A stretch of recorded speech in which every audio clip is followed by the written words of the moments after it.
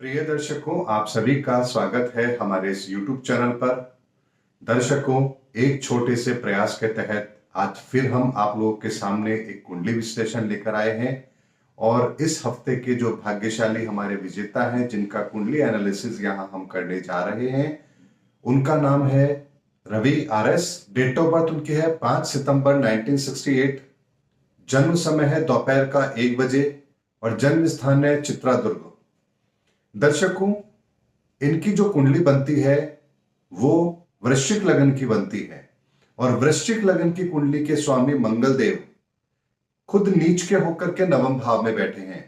दर्शकों, जब भी लग्न के स्वामी नवम भाव में आते हैं, ऐसे जातक स्वयं के लिए भी भाग्यशाली होते हैं, अपने पिता के लिए भी भाग्यशाली होते हैं। लेकिन यहां पर लग्नेश के नीच का हो जाने का एक इंपैक्ट यहां पर जरूर पड़ता है कि नवम भाव जो हमारा भाग्य का स्थान होता है, तो यहां पर भाग्य भी इनका साथ देगा। भाग्य के भरोसे चीजें भी यहां मिलती हैं, लेकिन कई बार भाग्य इनको बहुत सी चीजें डिले भी जरूर करवाएगा, क्योंकि यहां पर नीच का मंगल है। ऐसे में इन्हें एक चीज जरूर करनी चाहिए, रोज हनुमान चालीसा का पाठ करना इनके लिए बहुत ही ज्यादा जरूरी है और ये इन्हें करना ही चाहिए। ये करने से लग्नेश इनके बली होंगे तथा उसके नीच का प्रभाव यहां पर कम होगा। भाग्य भी व्यक्ति का साथ देगा, पिता के साथ संबंध भी व्यक्ति के अच्छे होंगे, भाग्य में वृद्धि भी वो करवाएंगे और साथ में यहाँ पर लग्नेश के बली होने से जातक को और ग्रहों के शुभ फल भी यहाँ पर अधिक मात्रा में मिलेंगे। दर्शकों, चंद्रमा यहाँ पर तीसरे भाव में बैठे हैं। तीसरे भाव का चंद्रमा व्यक्ति को एक साथ कई काम करने की काबिलियत देता है। व्यक्ति फालतू नहीं बैठेगा, कुछ ना कुछ उसे करने के लिए चाहिए और जितना मर्जी काम दे दीजिए वो बहुत ही शालीनता के साथ उस कार्य को पूरा भी करता है, क्योंकि चंद्रमा सबसे तेज गति से चलने वाला प्लेनेट है और तीसरे भाव में चंद्रमा जब होता है तो जातक बहुत तेज गति के साथ में बहुत सारे कामों को एक साथ करने की काबिलियत भी यहाँ पर जरूर रखता है। ट्रैवलिंग भी उसे जरूर पसंद आएगी। दर्शकों, यहाँ पर एक चीज हमें और देखनी होगी, क्योंकि लग्नेश यहाँ पर नीच के हैं, लेकिन साथ में चंद्रमा की दृष्टि भी उस पर पड़ती है और चंद्रमा का वो अपना घर भी है। ऐसे में यहाँ पर मंगल का नीच भंग राजयोग भी बनता है और जैसा मैंने कहा कि यदि रोज हनुमान चालीसा का पाठ करेंगे तो निश्चित तौर पर इन्हें अपने जीवन के अंदर शुभ ग्रहों के प्रभाव और अधिक देखने को मिलेंगे। दर्शकों, यदि हम राहु की बात करें तो राहु मीन राशि का पंचम भाव में बैठा है और जब राहु पंचम भाव में होता है तो ऐसे जातक बहुत ही शार्प माइंडेड होते हैं, इशारों में चीजों को समझने वाले होते हैं। थोड़ा सा उतावलापन, जल्दबाजी भी उनके अंदर होती है। प्रैक्टिकल नॉलेज लेना उन्हें अच्छा लगता है और किसी भी काम को पढ़ने से ज्यादा उन्हें प्रैक्टिकल यदि करा जाए तो व्यक्ति को बहुत अच्छी तरह से वो चीज समझ में आती है। यानी राहु पंचम भाव में बैठ करके व्यक्ति की बौद्धिक क्षमता को बहुत अच्छा बना देता है, लेकिन पंचम का राहु यहाँ पर पेट से संबंधित कुछ तकलीफ भी यहाँ पर जरूर देता है। दर्शकों, शनि की यदि हम बात करें तो शनि नीच का होकर के यहाँ पर छठे भाव में बैठा है और शनि इस कुंडली के अंदर मारक भी है। ऐसे में जातक यदि नौकरी करेगा तो व्यक्ति को जीवन के अंदर परेशानियां ज्यादा अधिक आती है। साथ ही यहाँ पर शनि की दृष्टि अष्टम भाव पर होने के कारण से जातक की आयु लगभग 65 से 70 वर्ष की मध्य में होती है। यानी कि जातक बहुत अधिक दीर्घायु नहीं होगा, क्योंकि शनि की दृष्टि अष्टम भाव पर आती है। लेकिन साथ ही दर्शकों, यहाँ पर शनि के छठे भाव में होने के कारण से हाथ पांव में दर्द, नसों में दर्द, घुटनों में दर्द, हार्ट की प्रॉब्लम, ये भी यहाँ पर व्यक्ति को जरूर रह सकती है। और शनि यहाँ पर दूसरों को दिया गया धन कभी भी टाइम पर वसूल नहीं करने देंगे। यानी कि इन्हें किसी को भी पैसा देने से पहले ये 2 बार अच्छी तरह से सोचना चाहिए कि ये पैसा यदि मुझे नहीं मिला तो मैं क्या करूंगा, या पैसा किसी को उधार दे तो ये सोच के दे कि ये पैसा मेरा डूब गया है और अब मुझे ये पैसा वापस नहीं चाहिए। यदि इतनी संतुष्टि इनके अंदर है तभी किसी को पैसा आप उधार दें। यहां पर शनि बैठ करके रोग, ऋण, शत्रु, दुर्घटना, लिटिगेशन को खराब करता है। यानी कि रोग व्यक्ति को होते हैं, पैसा अगर आपने कहीं दिया है तो वो नहीं टाइम पर मिलता है, कोई कर्ज यदि आप लेंगे तो वो भी समय पर नहीं उतारा जाएगा। साथ ही यहाँ पर आपके अपने लोग ही आपसे शत्रु तुल्य व्यवहार करेंगे, यानी कि गुप्त शत्रु भी यहाँ पर व्यक्ति के अधिक होते हैं। और साथ ही शनि के छठे भाव में होने के कारण से व्यक्ति को कई बार लिटिगेशन का सामना भी करना पड़ता है। यानी जो गलती हमने नहीं की उसका भी दंड कई बार हमें मिलता है, यानी बिना मतलब के आरोप हम पर लगाए जाते हैं। ये शनि के कारण से यहाँ पर जरूर होता है।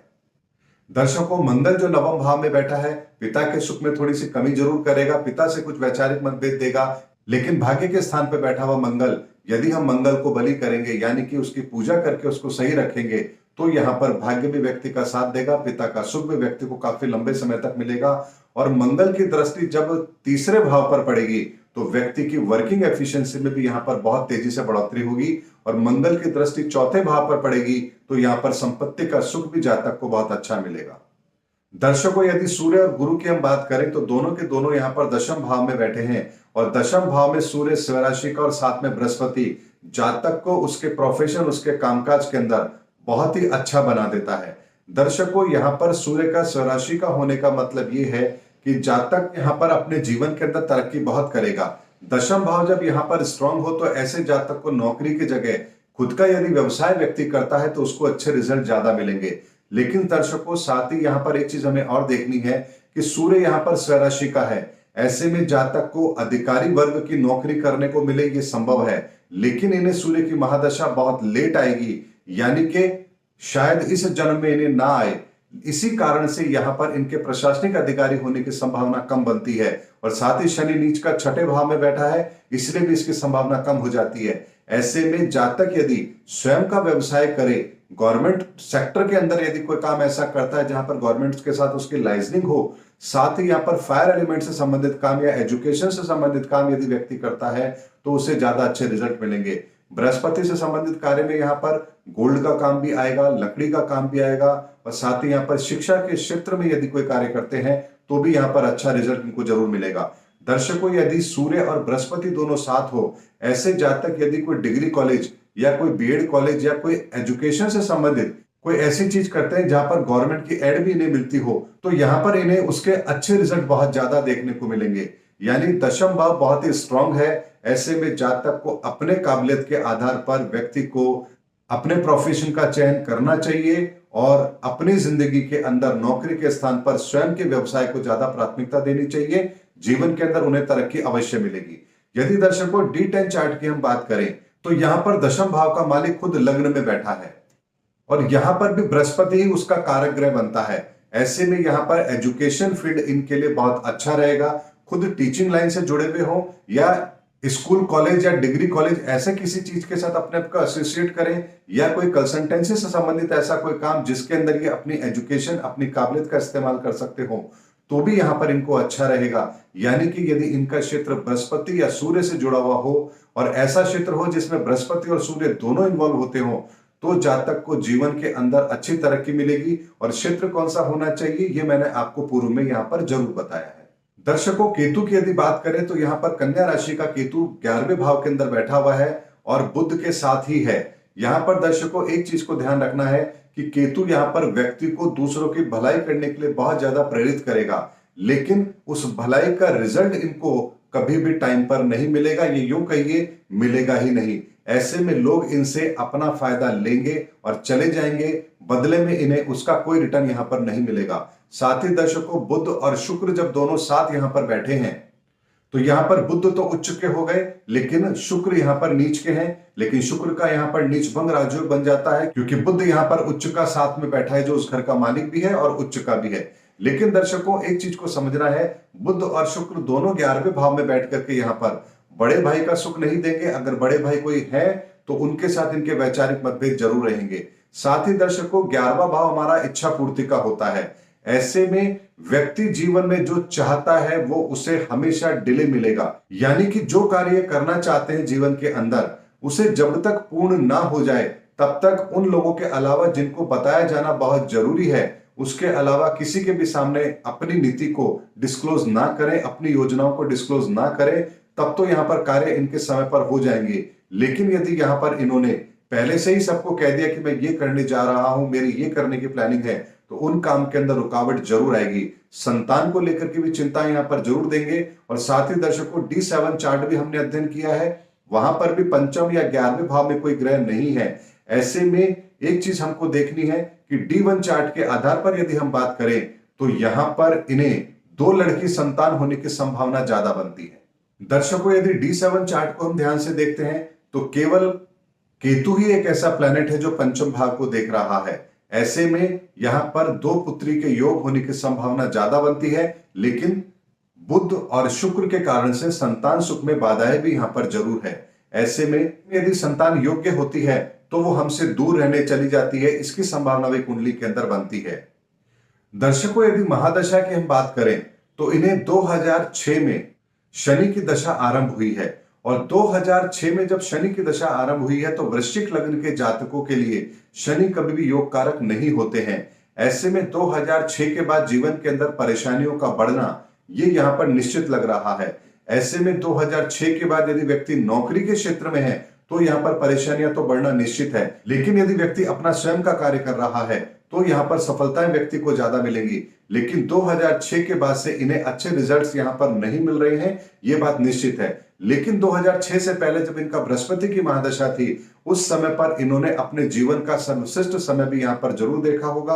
अपने कार्य क्षेत्र के अंदर भी इनको बहुत बड़ी तरक्कियां यहां पर जरूर मिली होंगी। लेकिन शनि की महादशा के बाद में जैसे ही शनि की महादशा इन्हें लगी है, शनि में शनि का अंतर, शनि में बुध का अंतर, और उसके बाद में जैसे ही शनि का केतु का अंतर आया है वो भी इन्हें ठीक नहीं जाएगा। लेकिन उसके बाद में शुक्र का अंतर आएगा, वो भी इन्हें ठीक नहीं जाएगा। लेकिन जैसे ही सूर्य का अंतर शुरू होगा शनि के अंदर, जो कि इन्हें जुलाई 2016 से आरंभ हुआ है, वहां से इनको एक रिलीफ पीरियड जरूर मिला है। यानी कि 2016 जुलाई के बाद से इन्हें यहां पर रिलीफ जरूर मिलेगा और यहां पर इनके जो काम बहुत लंबे समय से अटके हुए थे उनके बनने की संभावना यहां पर जरूर बनेगी। और दर्शकों, एक चीज मैं आपको यहां पर और बताता हूं, 2006 में इनको शनि की दशा लगी है। ऐसे में यदि 2006 के बाद में कोई कोर्ट केस, मुकदमेबाजी, लिटिगेशन में यदि ये फंसे हैं तो यहां पर 2016 के बाद में जाकर के उससे बाहर निकलने की व्यवस्था यहां पर जरूर बनती है। लेकिन उसके लिए भी इन्हें शनि के उपाय अवश्य करने पड़ेंगे। शनि को शांत करने पर ही यहां पर इनकी जीवन की समस्याएं खत्म होंगी, ये बात निश्चित है। दर्शकों, शनि का ये जो महादशा का जो लास्ट का पीरियड है ये इन्हें 2025 तक रहेगा और जब ये अगस्त 2025 में शनि का अंतर खत्म होगा, यानी कि शनि की महादशा के बाकी के अंतर खत्म होंगे, उसके बाद में जब बुध की दशा आएगी, अगेन यहां पर इनके लिए कुछ परेशानियां अवश्य बढ़ेंगी। लेकिन बुध में बुध का अंतर, बुध में केतु का अंतर, बुध में शुक्र का अंतर, ये पीरियड इनका खराब जाएगा। उसके बाद फिर जैसे ही सूर्य, चंद्र, मंगल, राहु और बृहस्पति का अंतर आएगा, वो समय इन्हें रिलीफ यहां पर जरूर देगा। दोस्तों, नवमास चार्ट की यदि हम बात करें तो यहां पर लग्न में ही मंगल बैठे हैं, दांपत्य जीवन यहां पर अच्छा रहेगा, उसमें कोई समस्या नहीं है। षडबल में यदि हम बात करें तो पहले नंबर पर बृहस्पति है जो कि दशम भाव में बैठा है, धन भाव, कुटुंब भाव को भी देख रहा है, संपत्ति के भाव को भी देख रहा है और उसकी दृष्टि शनि पर भी है। ऐसे में इन्हें हनुमान चालीसा के साथ में यहाँ पर भगवान विष्णु की आराधना भी अवश्य करनी चाहिए, जिससे बृहस्पति इनका अच्छा बने और साथ ही इन्हें अच्छे रिजल्ट भी यहाँ पर जरूर मिले। दर्शकों, मैं यहाँ पर एक बात आपको और बताना चाहूंगा, ये मेरे अपने निजी अनुभव की बात है। जब बृहस्पति बहुत अच्छी कंडीशन में इनकी कुंडली में बैठे हुए हैं, लेकिन शनि की महादशा होने के कारण से यहां पर बृहस्पति का रत्न पुखराज यदि ये पहनेंगे भी तो उसके अच्छे रिजल्ट इन्हें नहीं मिलेंगे, क्योंकि शनि की महादशा में पुखराज यहां पर काम नहीं करेगा। ऐसे में यहां पर सूर्य का रत्न भी धारण नहीं कराया जा सकता क्योंकि शनि की महादशा चल रही है। ऐसे में इन्हें अपने प्रोफेशन को बहुत अच्छी तरह से चलाने के लिए दो चीजें अवश्य करनी चाहिए। एक तो सूर्य यंत्र की स्थापना अपने यहां पर जरूर करनी चाहिए, यानी कि नेचुरल मानक लगा करके सूर्य यंत्र बना करके और तांबे के सूर्य यंत्र के साथ में उसकी पूजा करके उसको फ्रेम में लगा करके अपने घर के मंदिर में उसको रखें। इसे स्थायी तौर पर सूर्य की स्थापना हम कहते हैं। ये मेरा निजी प्रयोग है जो बहुत ही कारगर भी रहा है और अब तक इसके मैंने बहुत ही सटीक परिणाम भी देखे हैं। एक ये चीज इनके लिए बहुत आवश्यक है ताकि इनके प्रोफेशन से संबंधित दिक्कत इनको ना आए। और साथ ही बृहस्पति को भी स्थापित करने के लिए यहाँ पर एक सिट्रीन का क्लस्टर आता है, यानी कि जो सिट्रीन उपरत्न होता है पुखराज का, उसका जैसे जमीन से जिस फॉर्म में वो निकलता है उसी का एक टुकड़ा लेकर 400-500 ग्राम का उसे रेकी से प्रोसेस करा करके अपने घर के मंदिर में अवश्य रखें। ये दो चीज इनके प्रोफेशन, इनके कामकाज, इनके धन की व्यवस्था, इनके सुख सुविधाएं और शनि को कम करने के लिए, यानी कि शनि के नेगेटिव रिजल्ट को कम करने के लिए यहां पर बहुत अच्छा रोल प्ले करेगा। यानी कि इस कुंडली के अंदर राशि रत्न काम नहीं करेगा, उसकी जगह पर ये जो दो अल्टरनेट मैंने आपको बताए हैं ये यहां पर बहुत अच्छी तरह से काम करेंगे।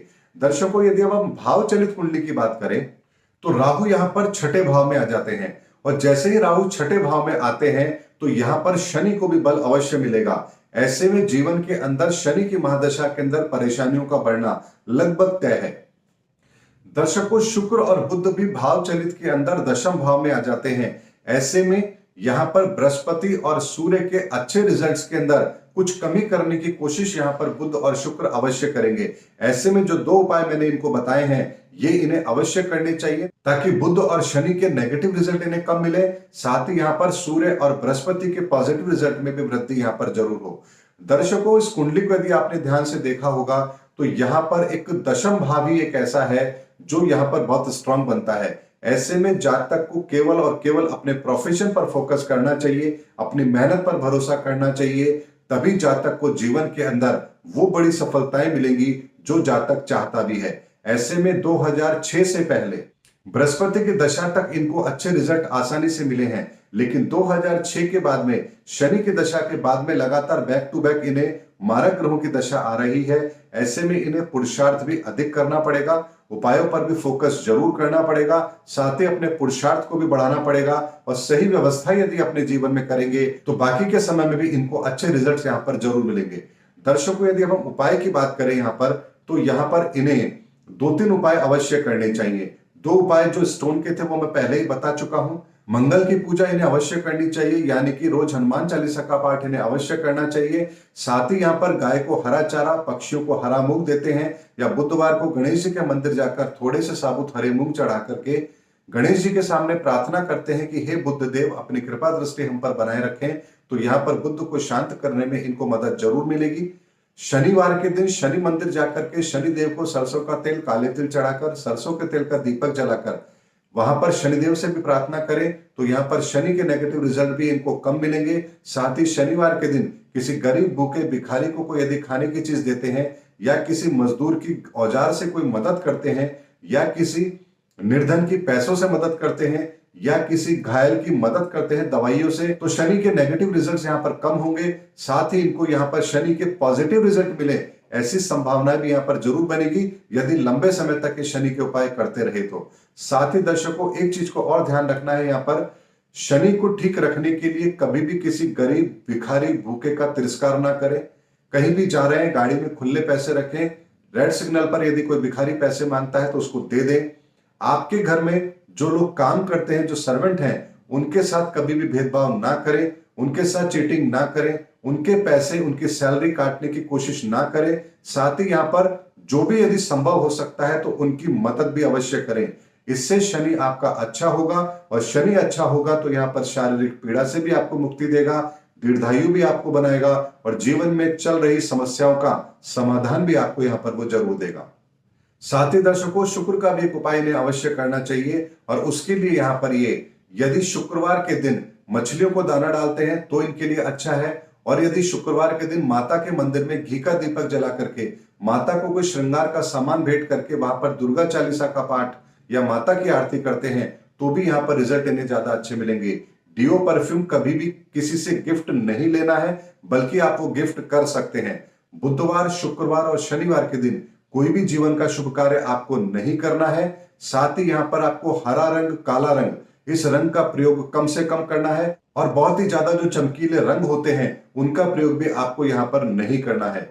दर्शकों, इस कुंडली के अंदर मैंने आपको डिटेल में वो हर चीज बताने का प्रयास किया है कि जातक को कब कौन सा समय ऐसा आता है जब जीवन के अंदर कुछ परेशानियां बढ़ती हैं, और यदि समय रहते उनका उपाय कर लिया जाए तो यहाँ पर बहुत बड़ी समस्याओं को भी यहाँ पर टाला जा सकता है। जैसे बृहस्पति की दशा के अंदर यदि इन्होंने किसी से परामर्श लेकर के शनि, बुध, शुक्र के उपाय पहले से करना आरंभ कर दिया होता, या मंगल की पूजा भी यहाँ पर उन्होंने आरंभ कर दी होती, तो शनि की दशा के अंदर इन्हें कोई बहुत बड़े नेगेटिव रिजल्ट देखने को नहीं मिलेंगे। लेकिन अभी इन्होंने यदि ऐसा नहीं किया है तो भी अभी देर नहीं हुई है। इन्हें शीघ्र अतिशीघ्र अपने ये उपाय अवश्य करने चाहिए ताकि इनको जीवन में आ रही समस्याओं से मुक्ति भी मिले, और साथ ही अपने जीवन को ये बहुत ही सुखद रूप से आगे व्यतीत भी कर पाए। उम्मीद करता हूं दर्शकों, मेरा कुंडली विश्लेषण आपको जरूर पसंद आया होगा। अगले हफ्ते फिर किसी व्यक्ति की कुंडली को लेकर के आप लोगों के सामने आएंगे। तब तक हमारे चैनल पर बने रहिए। जय हिंद, जय भारत।